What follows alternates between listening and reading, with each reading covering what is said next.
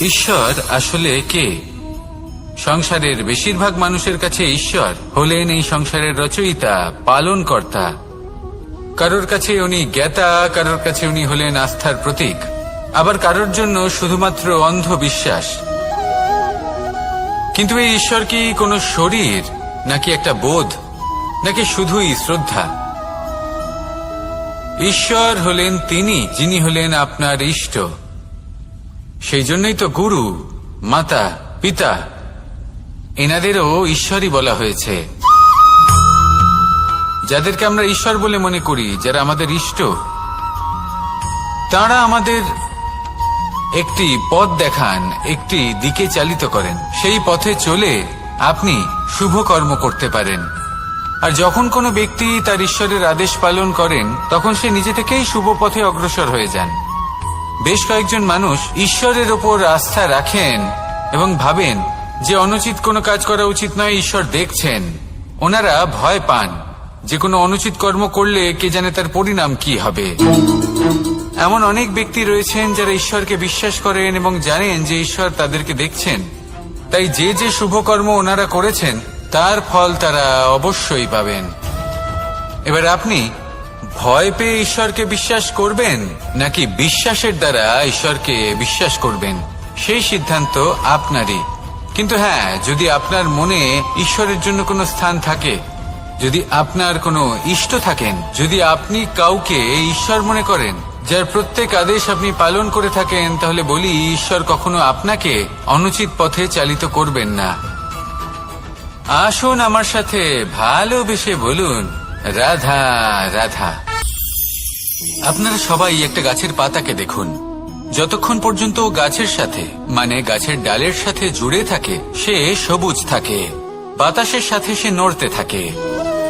যতক্ষণ পর্যন্ত ও সূর্য থেকে পাওয়া রশ্মির শক্তি গাছে পৌঁছে দেয়, ততক্ষণ ও ডালের সাথে যুক্ত থাকে।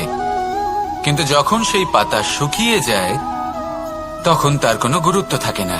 সেই পাতা গাছের ডালে এবং বৃক্ষের কাছে বোঝা হয়ে থেকে যায়। এবং এমন এক সময় আসে যখন সেই ডালটি শুকনো সেই পাতাকে পরিত্যাগ করে। এটাই আমরা এই প্রকৃতিতে দেখি এবং এটাই হলো সত্য।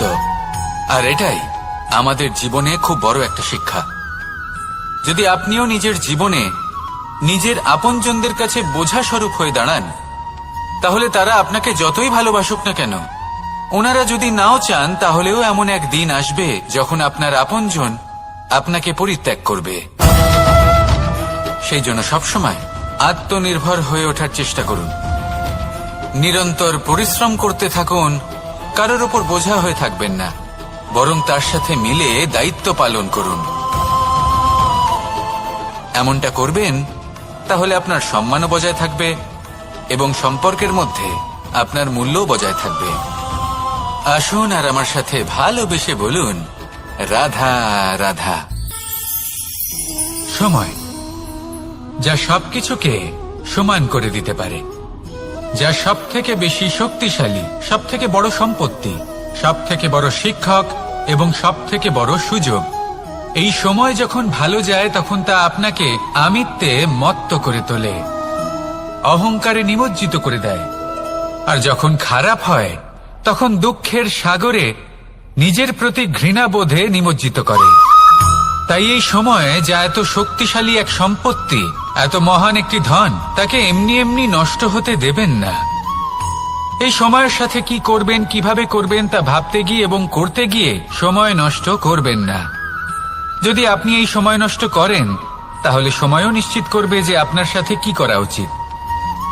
তাই সময়ের সদ্ব্যবহার করুন আর আমার সাথে ভালোবেসে বলুন, রাধা রাধা। জীবনে সাফল্য লাভ করতে হলে মানুষকে উচিত পথে চলতে হবে, কিন্তু তার থেকেও বেশি গুরুত্বপূর্ণ হলো এটা বোঝা যে সেই পথে চলতে চলতে কখন আমাদের দাঁড়াতে হবে আর কখন আমাদের চলতে হবে। এই শিক্ষা অত্যন্ত গুরুত্বপূর্ণ। এবার দেখুন, ছোট্ট একটা কথা রয়েছে, ওকে আটকিও না, যেতে দাও। এই বাক্যের অর্থ কি? অর্থ যে কাউকে আটকিও না, যে এগোতে চাইছে তাকে এগোতে দাও, তার পথে বাধা সৃষ্টি করো না। এবার এই ছোট কথাতে এক অনুচিত স্থানে আমি দাঁড়িয়ে পড়ি। আটকাও, যেতে দিও না। এবার এর অর্থ কি হলো? যে এই ব্যক্তিকে আটকাও, তাকে জীবনে এগোতে দিও না, এর পথে বাধা সৃষ্টি করো। এবার এই ছোট কথাতে অনুচিত স্থানে যদি আমি আটকে যাই, তবে ভাবো কত পার্থক্য হলো। এই শিক্ষা কতটা গুরুত্বপূর্ণ সেটা শিখুন, আর এই শিক্ষা আমাদের জীবনে কতটা গুরুত্বপূর্ণ হতে পারে সেইটা বুঝুন। বুঝে যান, শিখে যান জীবনে কখন সামনে এগোতে হবে আর কখন থামতে হবে। মন প্রসন্ন হয়ে বলবে, রাধা রাধা। কথায় আছে যে স্বপ্ন এবং লক্ষ্য হলো একটি মুদ্রারই দুটি দিক। যতক্ষণ না স্বপ্ন দেখছেন ততক্ষণ বুঝবেন কি করে আপনার লক্ষ্য কি। স্বপ্ন দেখে যদি নিজের লক্ষ্য বুঝতে পারেন, সেটা পেতে চান, তবেই সেটা লাভ করতে পারবেন। কিন্তু স্বপ্ন এবং লক্ষ্য এই দুইয়ের মধ্যে একটা ভারসাম্য রয়েছে, যেটা বজায় রাখা প্রয়োজনীয়। একে আমরা বলে থাকি পরিশ্রম। দেখুন, যদি আপনি স্বপ্ন দেখতে চান, তাহলে পরিশ্রম ত্যাগ করে নিদ্রা লাভ প্রয়োজন। কিন্তু যদি আপনি লক্ষ্য লাভ করতে চান, তাহলে আপনাকে নিদ্রা ত্যাগ করে পরিশ্রম করতে হবে। তাই আলস্য ত্যাগ করুন এবং সিদ্ধান্ত নিন যে আপনি কি চান। আপনার জীবনের এই তুলাদণ্ডে স্বপ্নের পাল্লা ভারী হওয়া প্রয়োজন নাকি লক্ষ্যের? আমার মতে এই দুইয়ের মধ্যে যদি ভারসাম্য বজায় রাখেন, তবে পথ নিজে থেকেই সামনে আসবে। শুধু সেই পথে অগ্রসর হতে থাকুন এবং আমার সাথে ভালোবেসে বলুন, রাধা রাধা।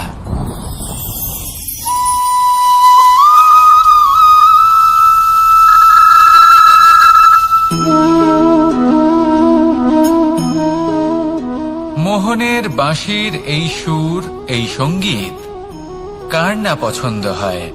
সবারই খুব ভালো লাগে। এবার এই সুর আসে কোথা থেকে? কেউ বলবেন কৃষ্ণের হৃদয় থেকে। সত্য কথা, এই সুর হৃদয় থেকে নির্গত হয় এবং প্রকট হয় এই বাঁশি থেকে। এই বাঁশিটাকে দেখুন, এই ছিদ্রগুলি দেখুন, প্রত্যেকটা সুর থেকে নিজস্ব একটা স্বর নির্গত হয়। এবার যে ব্যক্তি এই সমস্ত সুর এবং স্বর বুঝতে পারেন, এতে নিপুণ, তিনি এই বাঁশির দ্বারা যে সুর নির্গত করবেন তা তো মধুর অবশ্যই হবে। এবার জীবনের সাথেও কিছুটা এরকমই ঘটে। জীবনের কিছু নীতি থাকে, অর্থ, কুটুম্ব এবং আধ্যাত্মিক। যদি জীবনের প্রত্যেকটা মুহূর্ত সুখময় হয় এরকম আপনি চান, তাহলে এই তিনটি নীতিতে আপনাকে নিপুণ হতে হবে। কোনো একটি বিশেষ নীতির প্রতি যদি আপনি বেশি ঝুঁকে পড়েন, তাহলে বাকি দুই নীতি থেকে যা সুখ লাভ করা সম্ভব তা পারবেন না। ধন অর্জন করতে হবে পরিবারের জন্য, পরিবারের সুখ মনের শান্তির জন্য, মনে শান্তির প্রয়োজন মনের শুদ্ধতার জন্য। যখন এই মন শুদ্ধ হবে, জীবন শুদ্ধ হবে, পবিত্র হবে, সুন্দর হবে এবং ভালোবেসে বলবে, রাধা রাধা। আমি রথে যাত্রা করি, তাতে বারবার পথে থামি আর দেখি যে আমি অনুচিত দিকে যাচ্ছি না তো, আমি উচিত পথেই যাচ্ছি তো। কারণটা কি? কারণ হলো যাতে আমি পথভ্রষ্ট না হয়ে যাই। জীবনযাত্রাতেও এটাই প্রয়োজন। জীবনযাত্রায় ভোগ বিলাসের পথে হারিয়ে যাওয়া খুব সহজ। বারবার থেমে আপনাকে দেখতে হবে, নিজেকে কিছু প্রশ্ন করতে হবে। আমি কি আজ সেই কর্মই করছি যেটা আমি করতে চেয়েছিলাম? আমি কি আজ সেই জীবন যাপন করছি যেমন আমি যাপন করতে চেয়েছিলাম? যদি এই প্রশ্নগুলোর উত্তর হ্যাঁ হয়, তাহলে এগোতে থাকুন, নয়তো থেমে যান এবং বিচরণ করুন। মনে রাখবেন, এই সংসার অত্যন্ত জটিল আর এতে হারিয়ে যাওয়া অত্যন্ত সরল। সেই জন্য নিজে থেকে বারবার থামা এবং জীবন চিন্তন করা অত্যন্ত আবশ্যক। তাহলে সেটাই করুন আর আমার সাথে ভালোবেসে বলুন, রাধা রাধা। এই সংসারে যখনই দুজন মানুষ একত্রিত হয়ে কোনো সমস্যার বিষয়ে আলোচনা করেন, তখন হয় সবার শেষে কোনো না কোনো সমাধান বের করেন বা কোনো না কোনো বিবাদ করেন। এই বিবাদ হলো মনুষ্য জীবনের সবথেকে বড় ঝামেলা, সবথেকে বড় সমস্যা। ভেবে দেখুন, এই বিবাদ কেন হয়? তখনই হয় যখন বার্তালাপ ঠিকমতো হয় না। আর বার্তালাপ ঠিকমতো কেন হয় না? কারণ বেশিরভাগ সময় মানুষ একটাই ভুল করে বসে। সামনের মানুষের কথা শোনেন, কিন্তু তার উত্তর দেওয়ার জন্য, তার কথার মর্ম বোঝার জন্য নয়।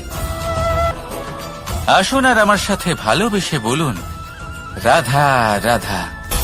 কাম তৃতীয় পুরুষার্থ। এবার অধিকাংশ মানুষই কাম বলতে বিলাসিতা, বাসনা, লালসা মনে করে ফেলে। আসলে এমন কিছুই নয়। কামের বাস্তবিক অর্থ কি? কামের বাস্তবিক অর্থ হল কামনা। প্রতিটা ব্যক্তি, প্রতিটা মানুষ, প্রতিটা জীব এই সংসারে কোনো না কোনো বিশেষ কারণে আসে। সেই কারণকে পূর্ণ করার জন্য কর্ম করাকে কাম বলে। এখন সেটা সবার জন্য ভিন্ন হতে পারে। কারোর কাছে সেটা জ্ঞান অর্জন করা হতে পারে, আবার কারোর কাছে নির্মাণ করা হতে পারে। কারোর জন্য পরিবারকে সঞ্চালন করা হতে পারে, আবার কারোর জন্য এই সংসার থেকে পাপ দূর করা হতে পারে। কিন্তু সবথেকে গুরুত্বপূর্ণ হলো যে মানুষ যেন নিজের কর্ম ঠিক করে করে, সম্পূর্ণ যত্ন নিয়ে করে। তৃতীয় পুরুষার্থ মানে এই কাম। এটার অনুচিত অর্থ নিজেকে বোঝানো মানেই সমগ্র জীবনকে অর্থহীন করে দেওয়া। তাই প্রেম দ্বারা আপনার এই সংসারে আসার কারণটাকে অনুসন্ধান করুন, আর এই প্রেমের সাথেই বলুন, রাধা রাধা। প্রেম আড়াই অক্ষর, মাত্র আড়াই অক্ষরের এই শব্দ প্রেম, এর মধ্যে ত্রিলোকের এবং সমগ্র ব্রহ্মাণ্ডের বীজ নিহিত আছে। এমন কি আছে যে এই প্রেম করতে পারে না? যেখানে শক্তি এবং বিদ্যা প্রয়োগ করে আপনি কিছুই করতে পারবেন না, সেটাও প্রেম দ্বারা অর্জন করা সম্ভব। প্রেম চাইলে পাথরেও ফুল ফোটাতে পারে। প্রেম চাইলে ন্যাড়া পাহাড়ের বুক চিরে নদীপথ তৈরি করতে পারে। চাইলে নিরক্ষর ব্যক্তিকে সংসারের শ্রেষ্ঠ জ্ঞানী করে তুলতে পারে। শুধুমাত্র এই প্রেমের জন্য সবার দুষ্টু কানাই ঘনশ্যাম হয়ে উঠেছিল। শুধুমাত্র এই প্রেমের টানেই ত্রিলোকের স্বামী দ্বারকাধীশ নির্ধন সুদামার পদসেবাও করেছিলেন। এই প্রেম হলো সংসারের সবথেকে বড় শক্তি। এই সংসারের আধার হলো প্রেম। এমন কিচ্ছু নেই যা এই প্রেমের পক্ষে সম্ভব নয়। যেখানে বিদ্যা এবং শক্তি সাহায্য করতে পারে না, সেখানে এই প্রেম আপনাকে জয়ী করে দিতে পারে। তাহলে আসুন আর আমার সাথে ভালোবেসে বলুন, রাধা রাধা। আমরা যখনই কোনো যাত্রায় যাব বলে মনে করি, তখনই আমরা প্রস্তুত থাকি আসন্ন বিপদের জন্য বা সংকটের জন্য। যেমন যদি আমাদের মনে হয় যে আজকের পরিবেশ খুব ঠান্ডা হবে, তাহলে আমরা গরম বস্ত্র ধারণ করি বা সেটাকে সাথে নিয়ে যাই। যদি মনে হয় যে বৃষ্টি হতে পারে বা বৃষ্টি হয়ে চলেছে, আমরা দেখছি, তাহলে আমরা একটা ছাতা সাথে নিয়ে নিই।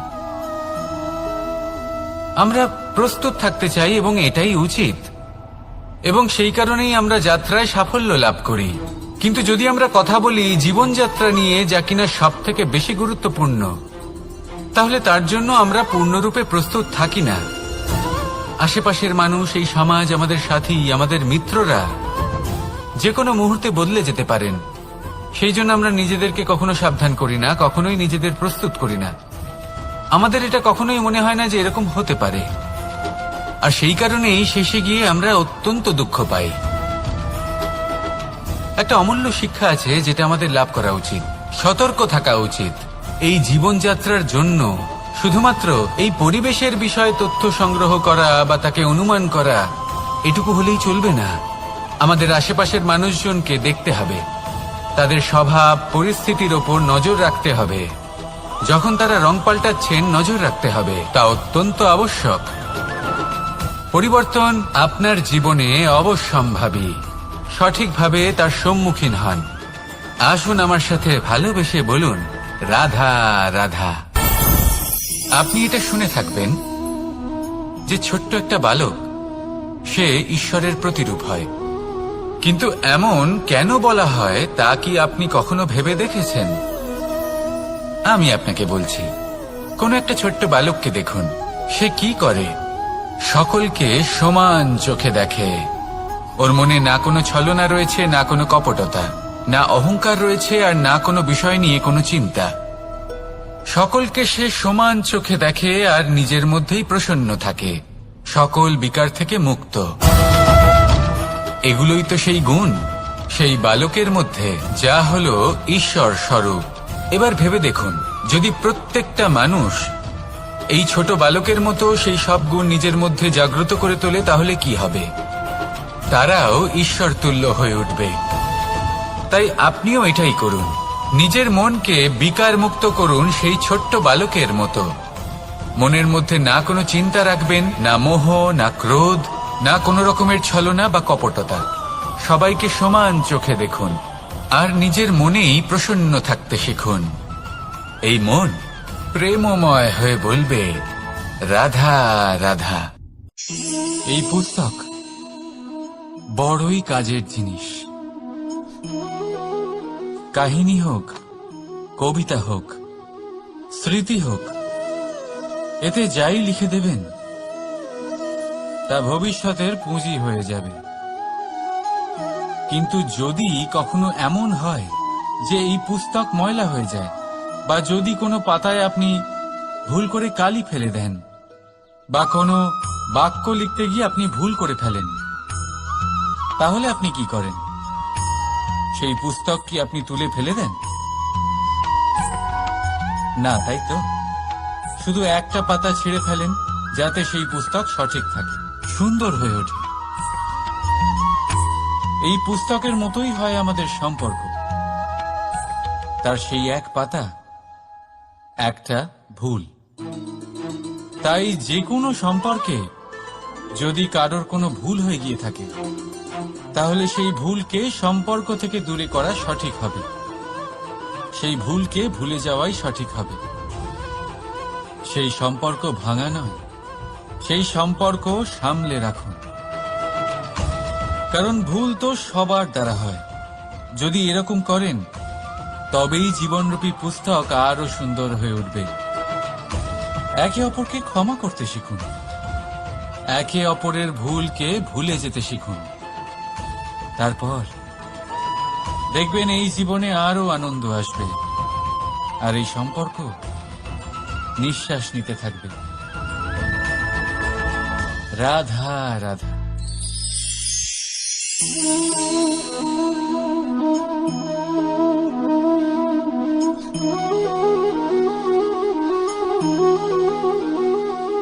আমার এই ছায়া দেখতে পাচ্ছেন আপনি? প্রকাশের স্রোত যখন মধুর আর দূরে থাকে, তখন এই ছায়া লম্বা হয়ে যায়। কিন্তু যেই প্রকাশের স্রোত মাথার উপরে চলে আসে, এই ছায়ার আকার ক্রমশ ছোট হতে থাকে, আর অন্ধকারে তো এই ছায়া বিলুপ্ত হয়ে যায়। কিছুটা এরকমই হয় আমাদের অহংকার। সুখের আগমন হলে, বৈভবের উপলব্ধিতে এটা বাড়তে থাকে। কিন্তু যেই সংকটের তাপ বেড়ে ওঠে, অহংকার ছোট হতে থাকে। আর যখন সংকটের এই অন্ধকার আমাদের চারিদিক থেকে ঘিরে ধরে, তখন এই অহংকার আমাদের ছায়ার মতোই বিলুপ্ত হয়ে যায়। তাই নয়, এই আত্মসম্মান নয়, এ হলো অহংকার। আর অহংকার আর কিছুই নয়, শুধু পতনের দিকে প্রথম পদক্ষেপ। আর এই জীবনে পতনের দিকে নয়, প্রেমের দিকে এগিয়ে যান।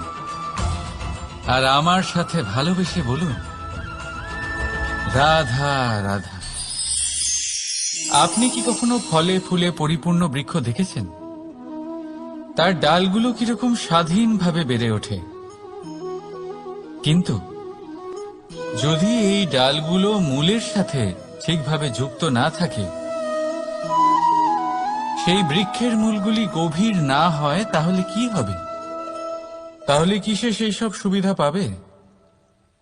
কখনোই নয়। সেই বৃক্ষের ডাল পড়ে যাবে, সেই বৃক্ষ ভূমিষ্ঠ হয়ে যাবে। ঠিক সেইভাবেই চিন্তা ভাবনার স্বাধীনতার আনন্দ আপনি তখনই আস্বাদন করবেন যখন আপনার শিক্ষা গভীর হবে। তাই স্বাধীন থাকুন দৃষ্টিভঙ্গিতে, কিন্তু যুক্ত থাকুন শিক্ষার সাথে। রাধা রাধা। সমাজ, আমরা এই সমাজে বাস করি আর বহুবার একটা গুরুত্বপূর্ণ কথা ভুলে যাই। এই সমাজ আমরা সকলে মিলে তৈরি করি। সমস্ত সময় কাটিয়ে দিই এইটা ভাবতে ভাবতে যে এই সমাজ কি ভাববে,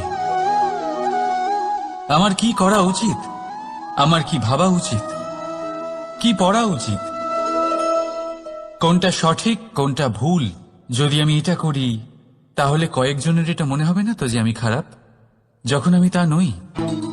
মনে ভয় উৎপন্ন হয় সেই কয়েকজন মানুষের জন্য।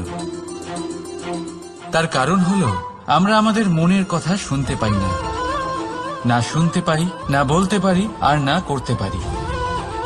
সেই কয়েকজন মানুষের ভয় আমরা খারাপের বিরোধিতা করা ছেড়ে দিই। কিন্তু কখনো নিজেকে জিজ্ঞেস করুন, শেষ পর্যন্ত কারা এই কয়েকজন মানুষ? এই সংসারে প্রতিটি মানুষেরই নিজের আলাদা আলাদা ব্যক্তিত্ব আছে, আলাদা দৃষ্টিভঙ্গি আছে। তাই যদি আপনি এটা ভাবেন যে আপনি সবাইকে খুশি করতে পারবেন, তাহলে আপনি ভীষণ বড় ভুল করছেন। জীবনে কর্ম তাই করুন যাতে আপনার অন্তরাত্মা সন্তুষ্ট হয়, আর অন্তরাত্মা সন্তুষ্ট তখনই হবে যখন আপনার কর্ম শুভ হবে। তাই নিজের মনের কথা শুনে এই সংসারে শুভ কর্ম করতে থাকুন, তবেই এই সংসারের কর্মে আপনি সার্থক হবেন।